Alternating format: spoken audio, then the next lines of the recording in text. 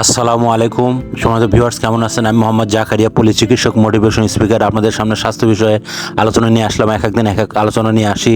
তো অনেকে কমেন্ট বক্সে কমেন্ট করেছে যে ইদানিং দেখা গেছে যে কানের আপনার সমস্যা, ছোট বড় এবং মাঝারি বৃদ্ধ বয়স অনেকের সমস্যাতে, এই সমস্যা থেকে নির্মূল হওয়ার কী উপায়?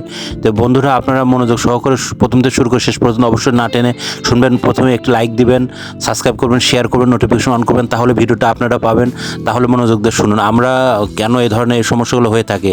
দেখেন, আমাদের যে বয়সটা অন্তত বড় সাইজ যারা আছেন, যাদের 18 থেকে 30 বছর, তারা অন্তত আমরা প্রতিনিয়ত গোসল করি, কিন্তু আমরা একটা প্রতিনিয়ত ভুল করে থাকি। সেই ভুলটা আমিও বলবো, আপনারা আমাদের সঙ্গে লেগে থাকুন।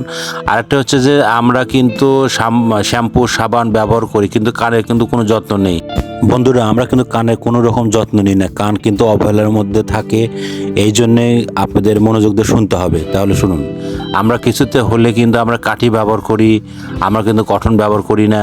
অনেকে এরকম প্রচলন আছে যে মুরগির ফোড়া বা অন্য অন্য এই ধরনের ইউজ করে। তো বন্ধুরা, এই ধরনের মুরগির ফোড়া বা অন্য অন্য এই ধরনের আপনারা ইউজ করবেন না।